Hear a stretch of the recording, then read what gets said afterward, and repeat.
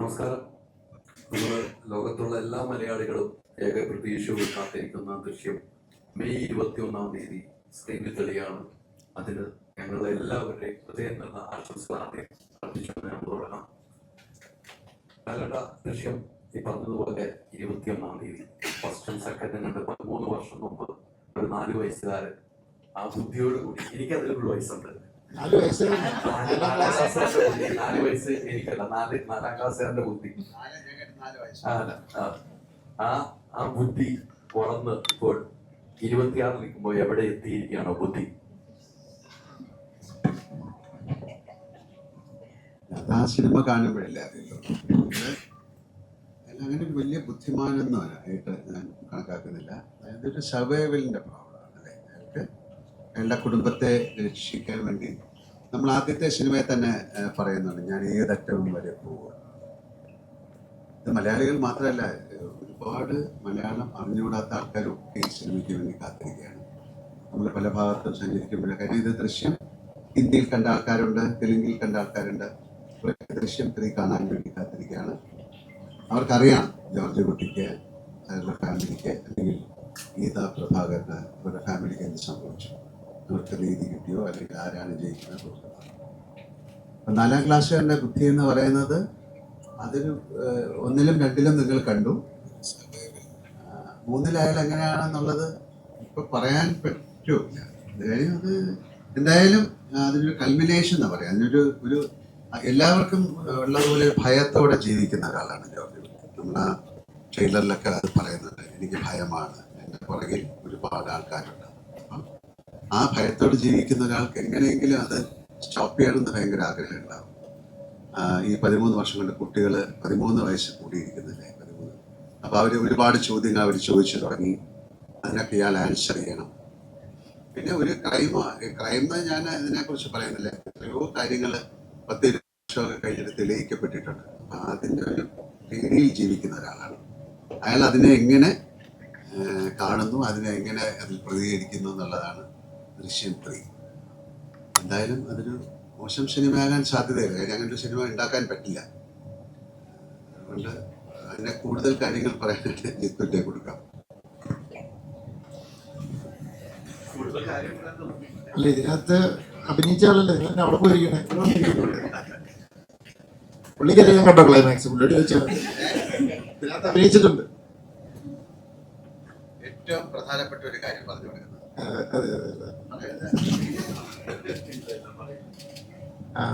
ദൃശ്യം 3 എന്താ പറയുക, എല്ലാവർക്കും അറിയേണ്ടത് എത്ര ട്വിസ്റ്റ് ഉണ്ട്, എത്ര സസ്പെൻസ്, എന്തൊക്കെയാണ് അത്, അങ്ങനെ ഇങ്ങനെയാണ്. ഞാൻ ദൃശ്യം ഞാൻ പറയും അതൊരു ഇമോഷണൽ ഡ്രാമയാണ് എന്ന്.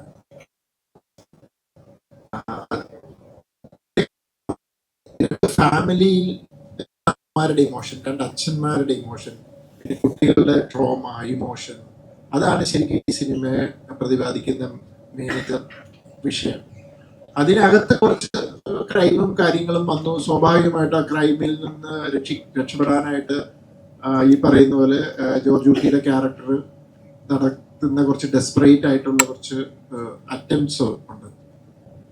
അത് അതിൻ്റെ കഥാഗതിയിൽ നിങ്ങളെ ചില സ്ഥലങ്ങളിൽ ഭയങ്കരമായിട്ടും സർപ്രൈസ് ചെയ്യിച്ചിട്ടുണ്ട്. അതുപോലെ പോലീസിൻ്റെ ഭാഗത്തു നിന്നുള്ള ചില കാര്യങ്ങൾ.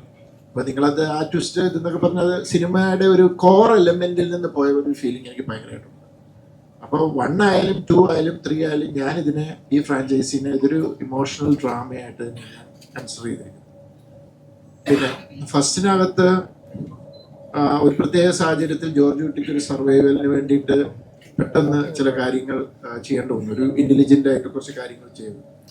സെക്കൻഡ് ആയപ്പോൾ ഓൾമോസ്റ്റ് എല്ലാം സേഫ് ആണെന്ന് കരുതി വെക്കുമ്പോഴും ജോർജ് കുട്ടിയെ സംബന്ധിച്ചിടത്തോളം ജോർജ് കുട്ടി അതൊരു സേഫായിട്ട് തന്നെ എടുത്തിട്ടില്ല. എപ്പോൾ വേണമെങ്കിലും എന്നിലേക്ക് എത്തും എന്നുള്ള ഒരു മുൻധാരണയോടുകൂടി അദ്ദേഹം ഒരു ഡിഫൻസ് ടാക്ടിക്സ് ക്രിയേറ്റ് ചെയ്യുകയാണ്.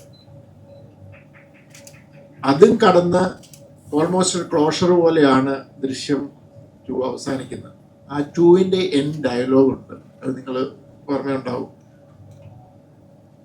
അതായത് നമ്മുടെ അടുത്ത വരവിനായിട്ട് അയാളെ തയ്യാറെടുപ്പിലായിരിക്കും ഇനി അയാൾ.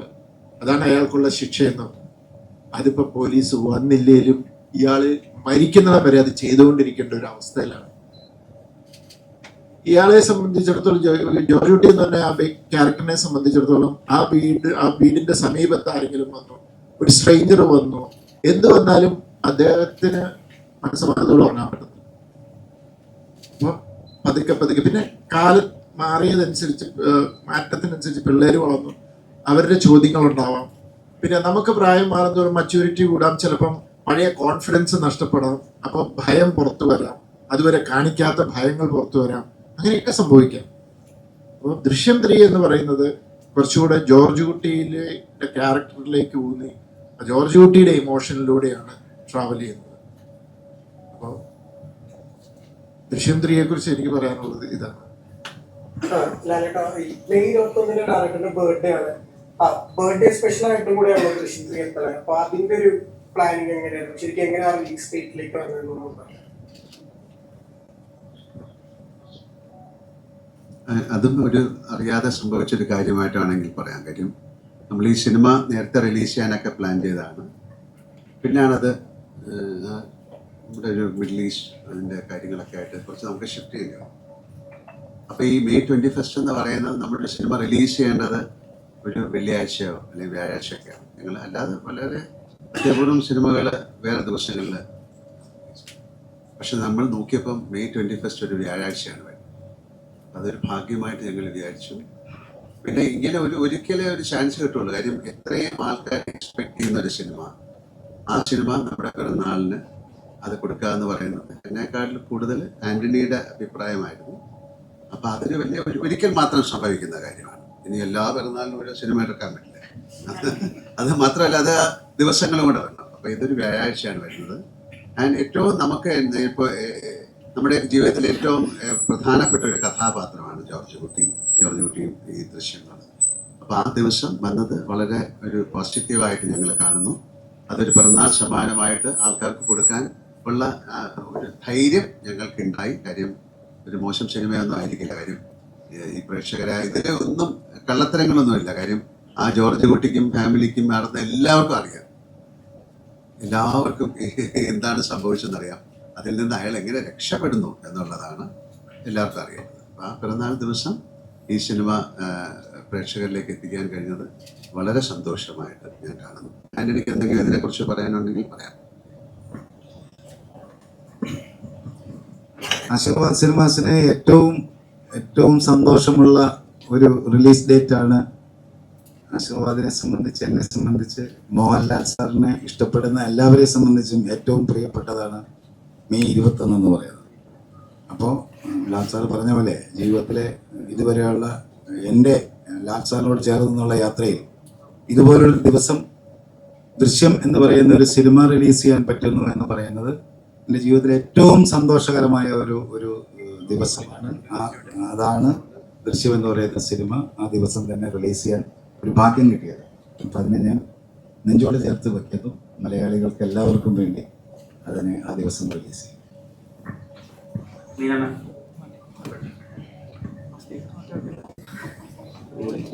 ബാഹുബലി അന്നിറങ്ങിയ സമയത്ത് ബാഹുബലി 2 ഒരു സമയം ഉണ്ടായിരുന്നല്ലോ. അപ്പൊ എല്ലാവരും ചോദിച്ചിരുന്നു എന്തിനാണ് കട്ടപ്പ ബാഹുബലിയെ കൊന്നത്. അപ്പൊ അത് വളരെ വൈറലായ ചോദ്യമായിരുന്നു. അതുപോലെയുള്ള ഒരു ചോദ്യമാണ് ജോർജ് കുട്ടി പിടികൊടുക്കുമോ എന്നുള്ളത്. ഈ രഹസ്യം ഇപ്പൊ ഏകദേശം 13 വർഷത്തോളായിട്ട് ഇത് കയ്യിൽ വെച്ചുകൊണ്ടിരിക്കുകയാണ്. ഓരോ കുറച്ച് വർഷം കഴിയുമ്പോൾ ഈ സീക്രട്ട് ഹോൾഡ് ചെയ്ത് പിടിക്കുന്നത്. ഇപ്പൊ സ്ത്രീയുടെ സീക്രട്ടും അറിയാവുന്ന വളരെ ചുരുക്കം ചിലരിൽ ഒരാളായിരിക്കില്ല. ഇതിന്റെ ഒരു പ്രശ്നമുണ്ട്, ആരോട് ഷെയർ ചെയ്യാനും പറ്റില്ല, എന്നാൽ ഒരു വലിയ കാര്യം അറിയുകയും ചെയ്യാം. അതിനെ എങ്ങനെയാ ഉൾക്കൊള്ളുന്നത്? സ്ത്രീയുടെ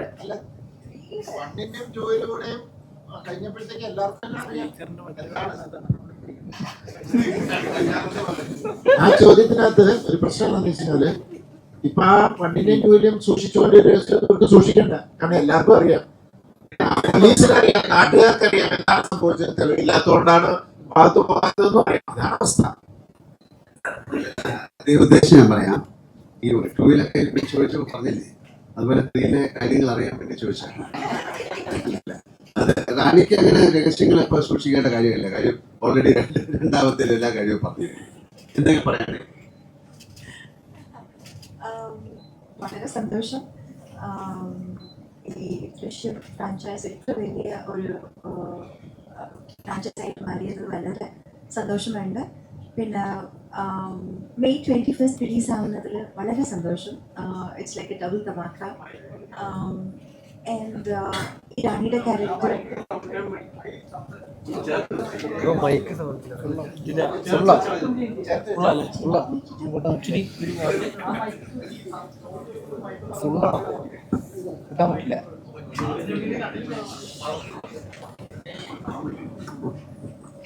ഹലോ, ഇത് ഓക്കെ ആണോ?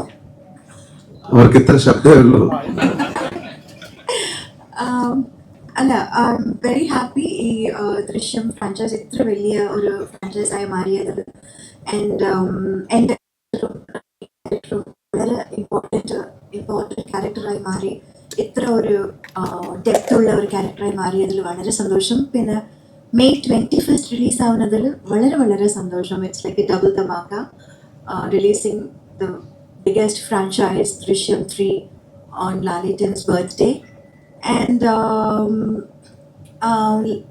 Drishyam 3-ൽ ഞാൻ പറയാനുള്ളത് it's more of emotional and emotional play ആണ് between the two families. Anyway, എനിക്ക് ഇതിന് കൂടുതൽ ഒന്നും പറയാൻ പറ്റില്ല. I'm very very happy, very excited, and thank you for all that love and support.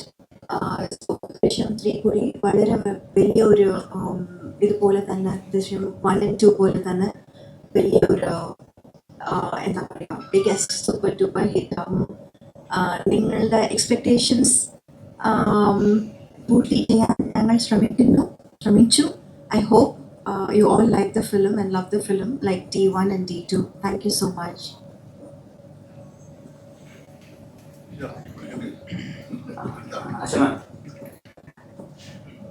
ഇപ്പോ മലയാളത്തിലെ ഏറ്റവും വലിയൊരു മഹാനടന് ഓപ്പോസിറ്റ് നിൽക്കുക, അത് ഒരു പാരമ്പര്യം പോലെ കൊണ്ടുപോകുക 2 സിനിമകളിൽ. 3ാമത്തെ സിനിമയിലേക്ക് എത്തുമ്പോൾ അതിൽ ഒരു പ്രതീക്ഷകളും ഗീതാ പ്രഭാകർ പ്ലാനിങ്ങുകൾ എന്തായിരിക്കും എന്നൊക്കെ അറിയാനൊരു നമുക്ക് പ്രേക്ഷകർ എന്നുള്ള രീതിയിൽ ഒരു ശരാശരി പ്രതീക്ഷ ഉണ്ടല്ലോ. അപ്പൊ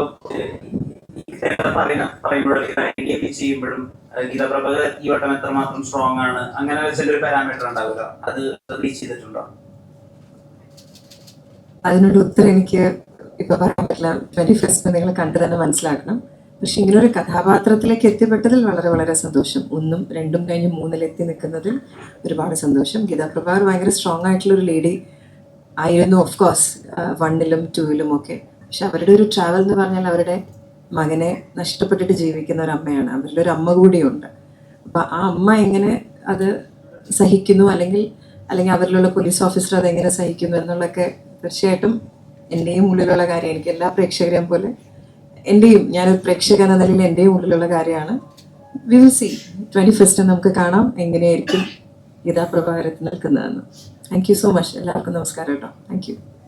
ദൃശ്യം കുടുംബത്തിലേക്ക് ഒരു പുതിയ ആള് ഇവിടെ എത്തിയിരിക്കുകയാണ്. അത് നമ്മൾ എന്താണ് കഥാപാത്രം, ഇവരുടെയൊക്കെ കഥാപാത്രത്തെ കുറിച്ച് ഞങ്ങൾക്ക് എല്ലാവർക്കും അറിയാം. പക്ഷെ ഇവരുടെ കഥാപാത്രം ഞങ്ങൾക്ക് ആർക്കും അറിയില്ല. ആ പുതിയ കുടുംബത്തിലേക്ക് എത്തിക്കഴിഞ്ഞപ്പോൾ ഒരു സന്തോഷം ആ കഥാപാത്രം. എല്ലാവർക്കും നമസ്കാരം, ഗുഡ് ഈവനിങ്.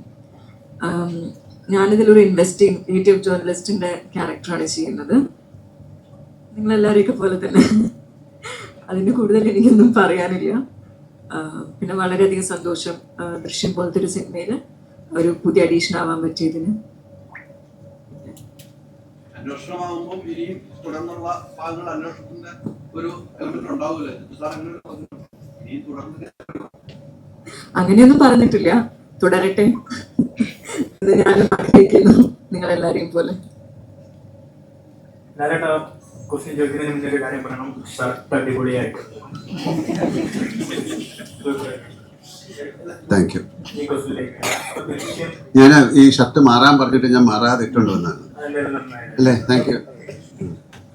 ദൃശ്യം 3 ഭാഗങ്ങൾ നോക്കിക്കഴിഞ്ഞു കഴിഞ്ഞാൽ ഓരോ സിനിമ എടുക്കുമ്പോഴും അതിന്റെ ഇടയിൽ ഗ്യാപ്പ് വന്നിട്ടുണ്ട്, വർഷങ്ങളുടെ ഗ്യാപ്പ് വന്നിട്ടുണ്ട്. ഇപ്പം നേരത്തെ ജിത്തുചേട്ടൻ പറഞ്ഞ പോലെ ക്യാരക്ടേഴ്സിന് കഥ മാറുന്നതിനനുസരിച്ച് ക്യാരക്ടേഴ്സിന് മാറ്റം സംഭവിക്കുന്നുണ്ട്. അപ്പം ഈ ഗ്യാപ്പിനിടയിൽ വീണ്ടും ഈ ക്യാരക്ടറായി മാറുമ്പോൾ ഓഫ്കോഴ്സ് ആ ക്യാരക്ടറിന് പിന്നെ മാറ്റങ്ങൾ സംഭവിച്ചിട്ടുണ്ട്. അപ്പം ആ കഥാപാത്രമായി പിന്നീട് മാറുമ്പോൾ അതെങ്ങനെയാണ് എല്ലാവരും മാജിക്ക്? അല്ല, ഈ നമുക്ക് ദൃശ്യത്തിലെ 1-ലെയും 2-ലെയും ജോർജ് കുട്ടിയെ നമുക്കറിയാമല്ലോ. അപ്പം അതുപോലെ 3-ലേക്ക് വരുമ്പോൾ ആ കഥാപാത്രം ഓൾറെഡി ഉള്ള കഥാപാത്രമാണ്. ഞാൻ പലപ്പോഴും പറഞ്ഞ പോലെ ഈ കഥാപാത്രത്തെ മാത്രമേ എനിക്ക് ഇതുവരെ മനസ്സിലായിട്ടില്ല. ജോർജ് കുട്ടി എങ്ങനെയാണ് പെരുമാറുന്നത്, അയാളുടെ മനസ്സിൽ എന്താണെന്നൊക്കെ ഉള്ളത് വളരെ സ്ട്രേഞ്ച് ആയിട്ടുള്ളൊരു ക്യാരക്ടറാണ്. പലപ്പോഴും നമ്മൾ പല സിനിമകൾ ചെയ്യുമ്പം അതിലെ കഥാപാത്രത്തെ നമുക്കൊരു ഉൾക്കൊള്ളാൻ സാധിക്കും. പക്ഷെ ഇതുവരെ എനിക്ക് മനസ്സിലാകാത്ത, എനിക്ക് പിടിതരാത്ത ഒരാളാണ് ജോർജ് കുട്ടി. കാര്യം അയാൾക്ക് ഭയം എന്ന് പറഞ്ഞപ്പോൾ എനിക്ക് സങ്കടം വന്നു. കാര്യം ജോർജ് കുട്ടി അങ്ങനത്തെ ഒരാളല്ല. അപ്പോഴാണ് ഞാൻ ആലോചിക്കുന്നത്, ഈ നേരത്തെ പറഞ്ഞ പോലെ അയാൾക്കും ഒരു ഒരു ഒരു ഗിൽറ്റ് എന്ന് പറയുന്ന ഒരു നരകം പോലെയാണെന്നാണ് പറയുന്നത്. Guilt is like hell. അതിങ്ങനെ നിങ്ങളെ ഹോണ്ട് ചെയ്തുകൊണ്ടിരിക്കും. അയാൾ ഒരു മർഡറൊന്നും ചെയ്ത ആളല്ല, അയാളൊരു ക്രൈം കമ്മിറ്റ് ചെയ്ത ആളല്ല, അയാൾ ആ കുടുംബത്തിന് വേണ്ടി ജീവിക്കുന്ന ആളാണ്. പക്ഷെ എത്ര നാൾ അയാൾ ഹോൾഡ് ചെയ്യും? അവരുടെ കുട്ടികൾ ക്വസ്റ്റ്യൻ ചെയ്യാൻ തുടങ്ങുന്നുണ്ട്, ഇതെന്താണ്, ഞങ്ങൾക്ക് എന്താ സംഭവിക്കേണ്ടത്? ഇതിനൊരു അവസാനം ഒരു എല്ലാ കുറ്റപ്പെടുത്തലുകളും അയാളിലേക്ക് വരാൻ സാധ്യതയുണ്ട്. കാര്യം നിങ്ങൾ കാരണമാണ് ഞങ്ങളിത് സഹിക്കുന്നത്. അതിൻ്റെ ഒരു കൾമിനേഷൻ, ഇതെല്ലാത്തിനും ഒരു അവസാനം വേണം എന്നാഗ്രഹിക്കുന്ന ഒരു കഥാപാത്രമാണ് ജോർജ് കുട്ടി. അപ്പം അങ്ങനെ ആഗ്രഹിച്ചു. അതിന് എന്താണ് സംഭവിക്കുന്നതെന്നുള്ളത് ഇപ്പം എനിക്ക് പറയാൻ പറ്റില്ല. ജോർജ് കുട്ടിക്ക് എന്ത് സംഭവിച്ചു? ജോർജ് കുട്ടി ഒരു ഭീരുവല്ല. കാര്യം അയാൾക്ക് ഓൾറെഡി അറിയാം, എന്നാലും ഇത് എക്സ്പെക്ട് ചെയ്തൊരു ലൈക്ക് ഡെത്ത് പോലെയാണ്. മരണം നമുക്ക് സംഭവിക്കുമെന്നറിയാം, പക്ഷെ എന്ന് സംഭവിക്കും നമുക്കറിയില്ല. പക്ഷെ അതിലൊരു ഫിയർ ഉണ്ടാവും, എന്ത് സംഭവിക്കുന്നു. പക്ഷെ അത് അൺഅവോയ്ഡബിൾ ആയിട്ടുള്ളൊരു കാര്യമാണ്. അപ്പോൾ അത്തരത്തിലൊരു പ്രത്യേക ഫിലോസഫിയിൽ ജീവിക്കുന്ന ഒരാളായിട്ടാണ് ഞാൻ ജോർജ് കുട്ടിയെ കാണുന്നത്.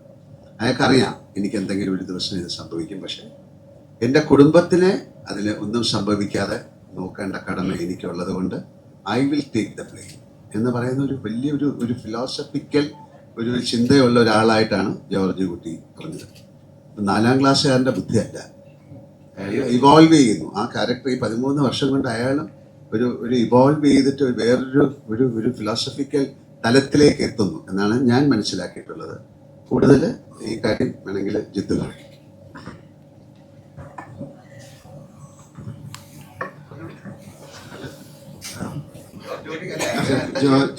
ജോർജ് കുട്ടി എന്ന് പറയുന്ന ക്യാരക്ടറൈസേഷൻ ഞാനിത് ക്രിയേറ്റ് ചെയ്ത് ഫസ്റ്റ് പാർട്ട് ഇറങ്ങി, സെക്കൻഡ് പാർട്ട് ഇറങ്ങി.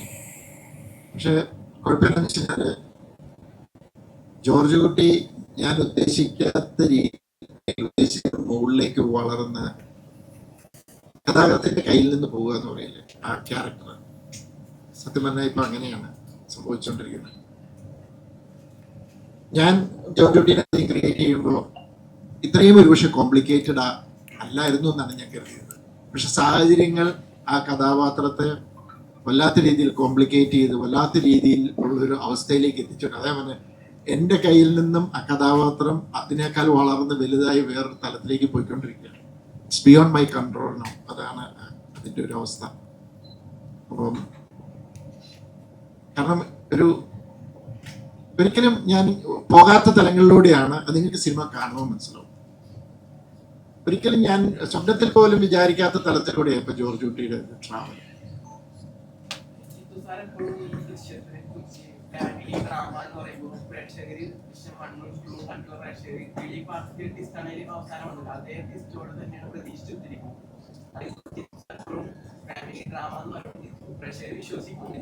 അത് പ്രേക്ഷകർ എനിക്കൊന്നും ചെയ്യാൻ പറ്റത്തില്ല. ഇതിനകത്ത് ട്വിസ്റ്റ് എന്ന് പറയുന്ന വാക്ക് തന്നെ അതാ ഞാൻ പറഞ്ഞത്. ഒരു ഫാമിലി ഡ്രാമ, അതിനകത്തേക്ക് ഒരു ക്രൈം വന്ന് ആ ഒരു സിറ്റുവേഷനടുത്തൂടെ നമ്മൾ ഒരു കഥാഗതിയുടെ വളർച്ചയിൽ കുറച്ച് സംഭവാസങ്ങൾ ഉണ്ടായത് നിങ്ങളെ സർപ്രൈസ് ചെയ്യിച്ചു. അതിനപ്പുറത്തേക്കൊരു ട്വിസ്റ്റ്. അതുപോലെ തന്നെ നിങ്ങൾ ജോർജ് കുട്ടിയുടെ ബ്രില്യൻസ് എന്ന് പറഞ്ഞ് നമ്മൾ ഒത്തിരി ആൾക്കാർ പറയുന്നുണ്ട്. ആക്ച്വലി അതൊരു ബ്രില്യൻസ് അല്ല, ഭയങ്കര റിഫ്ലെക്സ് ആക്ഷൻ ഉള്ള ഒരു ക്യാരക്ടറാണ് ജോർജ് കുട്ടി. ഇപ്പൊ ഞാനൊരു 1-2 എക്സാമ്പിൾ പറയാം. നിങ്ങൾ ഒരുപക്ഷെ ഞാൻ പല ഇന്റർവ്യൂവിൽ പറഞ്ഞ ഒത്തിരി നിങ്ങൾക്കൊക്കെ അറിയാവുന്നതാണ് ജോർജ് കുട്ടിയുടെ ഫസ്റ്റിന്റെ ഒരു റിയാക്ഷൻ. റാണി ഇങ്ങനെ അതിന് 2-ാം തീയതി ഓശം ഉണ്ടാകുന്ന ഞങ്ങളിവിടെ ഇല്ലായിരുന്നു പറഞ്ഞപ്പോൾ ഇങ്ങനെ പോകുന്നൊരു റിയാക്ഷൻ, നല്ല രീതിയിലൊരു റിയാക്ഷൻ സാർ മീൻസ് ജോർജ് കുട്ടിയുടെ ഇത് നമുക്ക് കിട്ടി. ഇമ്മീഡിയറ്റ് അവിടെ നിങ്ങൾ ഇനി ശ്രദ്ധിച്ചോ, ജോർജ് കുട്ടി ഈ ബാക്കി ഡയലോഗ് നടക്കുമ്പോൾ ഈസ് വോക്കിംഗ്, ഇതിനെ എങ്ങനെ മറികടക്കും? ഇമ്മീഡിയറ്റ് ആ ഡയലോഗ് തീർന്നു. അവിടുന്ന് ചോദ്യം സഹദേവന്റെ വന്നു, ഇപ്പൊ എല്ലാം ക്ലിയർ ആയത് അങ്ങനെ. അപ്പൊ ജോർജ് ടി ഒരു സ്മൈൽ കിട്ടും. ഉടനെ ഓപ്പോസിറ്റ് നിന്നയാളൊന്ന് പതറി. പുള്ളി എന്നെ വളരെ ലാഘവത്തോടെ എടുത്തു. But the back of his mind is working. Immediate പുള്ളി ആ പ്രശ്നം സോൾവ് ചെയ്ത് എങ്ങനെ വെച്ചാൽ, അല്ല അത് പ്രിൻസിപ്പൾ അവിടെ നിന്ന് വിളിച്ചു പറഞ്ഞപ്പോഴേ പുള്ളി കാര്യത്തിൽ നേരത്തെ കാര്യം അറിഞ്ഞു. അങ്ങനെ ഡേറ്റിന്റെ കാര്യം മനസ്സിലായിരുന്നു. അതിനൊരു സൊല്യൂഷൻ ആ മൊമെന്റ് പുള്ളി കണ്ടെത്തി. അങ്ങനെ ഒരു റിഫ്ലെക്സ് ആക്ഷൻ, അതുപോലെ റിഫ്ലെക്സ് ഉള്ള ഒരു ക്യാരക്ടറാണ് അത്. ഒരു ഞാൻ പറയുമെങ്കിൽ പ്രസൻസ് ഓഫ് മൈൻഡ് എന്നോ അല്ലെങ്കിൽ ആ ഒരു സിറ്റുവേഷൻ വരുമ്പോൾ ഇങ്ങനെ കൈകാര്യം ചെയ്യുന്നെന്ന് പറയുന്ന ഒരു സാധനം. അപ്പൊ ആ ഡേ റീക്രിയേറ്റ് ചെയ്യാനുള്ള യാത്ര, ആ യാത്രയിലായിരിക്കാം പുള്ളി പല കാര്യങ്ങൾ പ്ലാൻ ചെയ്തത്. അപ്പൊ ഞാനതിനെ അങ്ങനെയാണ് കാണുന്നത്. ഒരു നല്ല ബേസിക് എന്താ പറയുക, കോമൺ സെൻസ് ഉണ്ട് അക്കൂട്ടത്തിൽ. അതെല്ലാം സിനിമയിൽ നിന്ന് അക്യൂർ ചെയ്ത നോളജ്, അതിൽ നിന്ന് പല കാര്യങ്ങളും മനസ്സിലാക്കി അല്പം മുന്നേ ഒരു മുഴുവൻ നീട്ടി എറിഞ്ഞ് കാര്യങ്ങൾ പ്ലാൻ ചെയ്യുന്നു. അങ്ങനത്തെ ഒരു ഇതാണ്. അപ്പം അതുപോലെ തന്നെ നിങ്ങൾ റാണിയുടെ ക്യാരക്ടറിനെ എടുത്തു നോക്കി. അവിടെ ഒരു സിറ്റുവേഷൻ ഉണ്ടായി, മകൾ ബൈ ആക്സിഡന്റ് ഒരാളെ കൊന്നു.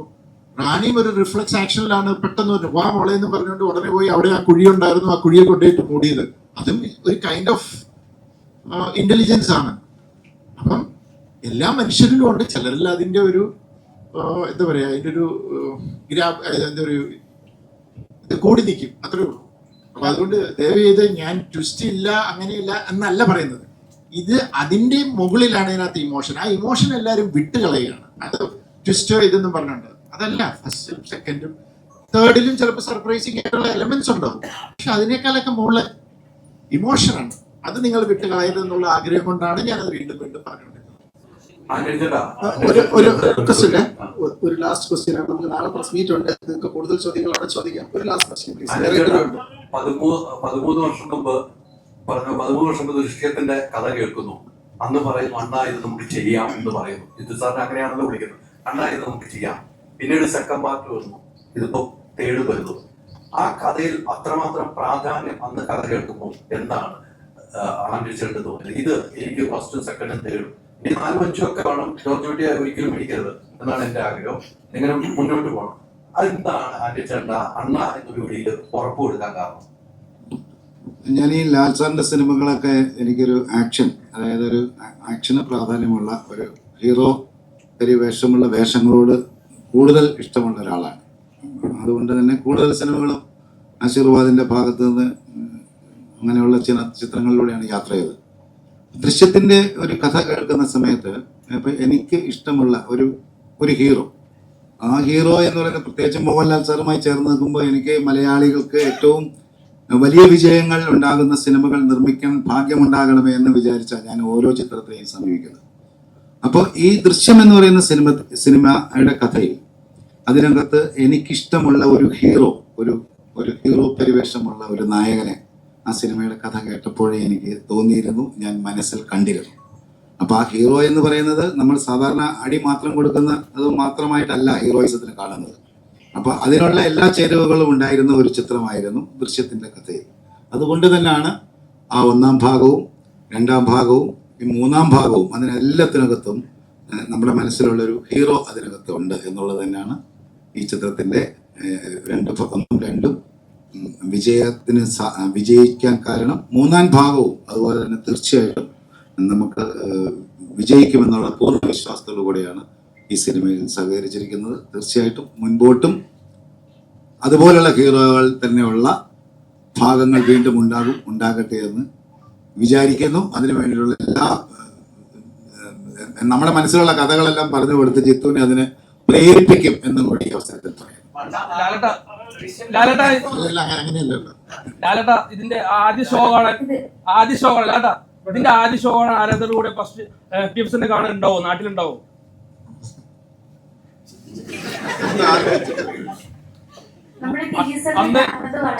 എവിടെ ഉണ്ടാകുമെന്ന് പറയണോ? അല്ല ലാലേട്ടന് ആരാധകർ അല്ല, എനിക്ക് ആഗ്രഹമുണ്ട്. അന്ന് എന്റെ ബർത്ത്ഡേ ആണ്. അപ്പൊ അതിന് അന്ന് ഇവിടെ വരാൻ സാധിക്കുമെങ്കിൽ ചിലപ്പോൾ കാണും. അങ്ങനെ പറയാൻ പറ്റും. ആഗ്രഹമുണ്ടല്ലേ. പിന്നെ ഫ്രഷ് ഷോ കാണുക എന്ന് പറയുന്നത് ഒരു വലിയ നല്ല കാര്യമാണ്. അതിന്റെ അകത്തോട്ട് ഇറങ്ങി വരുമ്പോഴുള്ള പ്രശ്നം എന്താ ചോദിക്കാൻ? അല്ല, അദ്ദേഹം കുറെ സമയം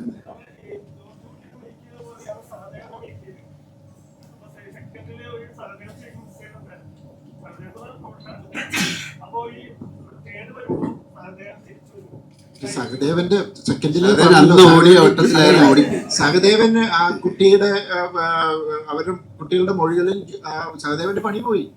സഹദേവൻ പോലീസല്ല, പണി പോയി, പുള്ളി വേറെ വഴിയിൽ പോയി. സഹദേവന്റെ ക്യാരക്ടർ അങ്ങനെ പോയി. എന്താണ് ഇവിടെ ഒരു ചോദ്യം പുള്ളി ടീസറിൽ വളരെ ഭയത്തോടെ ഇരിക്കുന്ന ജോർജ് കുട്ടിയുടെ ഒരു വിഷ്വലാണ് നമുക്ക് കാണാൻ പറ്റുന്നത്. അപ്പം ഇതൊരു വ്യക്തി നീതി ഒരു പൊതുനീതിയുമായിട്ട് ക്ലാഷ് ആകുമ്പോഴത്തേക്കുള്ളൊരു മാനസിക വെല്ലുവിളിയിൽ നിന്നുള്ളൊരു ഭയത്തിലുള്ളൊരു മൂവി ആയിരിക്കും ദൃശ്യം 3. അല്ല, അതിനകത്ത് ഭയത്തിലുള്ള മൂവി എന്ന് വെച്ചാൽ അങ്ങനെയല്ല. ജോർജ് കുട്ടിയുടെ ക്യാരക്ടറിൽ ഇപ്പം ഫിയർ എന്ന് പറയുന്ന ഒരു ഫാക്ടർ പതുക്കെ പുറത്തേക്ക് വന്നു എന്ന് പറയുന്നത് നമ്മൾ കമ്മ്യൂണിക്കേറ്റ് ചെയ്തതാണ്. അതാണ് ഞാൻ പറഞ്ഞല്ലോ, അയാൾ ഒരു കുറച്ചുകൂടെ ഇവോൾവ് ആയ ഒരു സോളായി മാറി, കുറച്ച് ഫിലോസഫിക്കലായി മാറി എന്നൊക്കെ ഞാൻ പറഞ്ഞു. അതിൻ്റെ അർത്ഥമുണ്ട്. അപ്പൊ അങ്ങനെ അത് ചിന്തിച്ച് മനസ്സിലാക്കിയാൽ മതി. എല്ലാം ചോദിച്ചപ്പോ അങ്ങനെയല്ലേ ഒരു വ്യക്തി എന്ന് പറയുന്ന അയാള് ആ ഗിൽറ്റ് എന്ന് പറയുന്ന ഒരു ഹെല്ലാണ്. അതായത് എപ്പോഴും പിടിക്കപ്പെടാവുന്ന ഒരു ഫിയറിൽ നടക്കുന്ന ഒരാളാണ്. അയാൾക്ക് ഭയം ഉണ്ടാകും. അയാൾ ഏജ് ആകുകയാണ്, അയാളുടെ കുട്ടികൾ വളർന്നു, അവർക്കൊരു ലൈഫ് ഉണ്ടാകണം, ഭാര്യയുണ്ട്, ഒരുപാട് കാര്യങ്ങളുണ്ടല്ലോ. അതുകൊണ്ട് അയാൾ എന്താ ചെയ്യുന്നത് എന്ന് 21-ാം തീയതി കാണാം. സാർ എന്തായാലും വരണം കേട്ടോ FTFS കാണാൻ വേണ്ടി. ഫസ്റ്റ് ഷോ കാണാൻ എന്തായാലും ഫസ്റ്റ് ഷോ ആരാധകരുടെ കൂടെ പിറന്നാളാണല്ലോ പ്രത്യേകിച്ച്. ഞാൻ വരണം, നിൽക്കണോ പോണോ? അല്ല, ഒരു ഉറപ്പ് പറയാം ആരാധകർക്ക് വേണ്ടിയിട്ട്. ഉറപ്പ് പറഞ്ഞ് ചെയ്യണ്ടേ? അപ്പൊ അത് അന്ന് എന്നിട്ട് അത് ചെയ്യാൻ പറ്റിയില്ലെങ്കിൽ ഭയങ്കര മോശമല്ല. വരും, വരാതിരിക്കാം.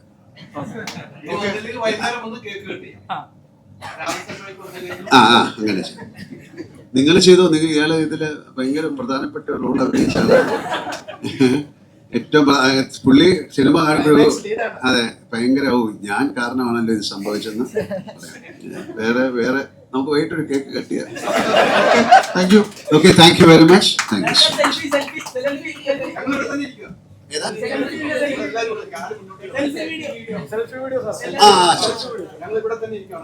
ഓ, അതുണ്ടല്ലേ.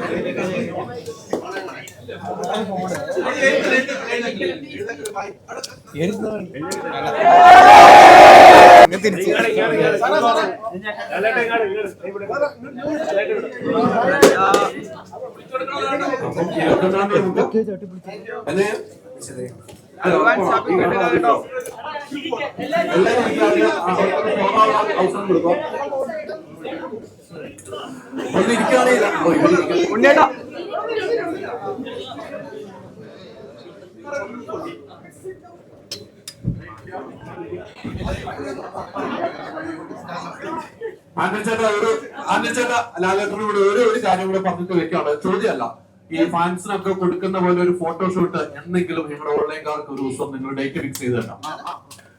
ഫാൻസുകാർക്ക് പറഞ്ഞാൽ ഞങ്ങൾക്ക് ഒരു ഡേറ്റ് ഫിക്സ് ചെയ്ത് തരാം. Thank you, thank you.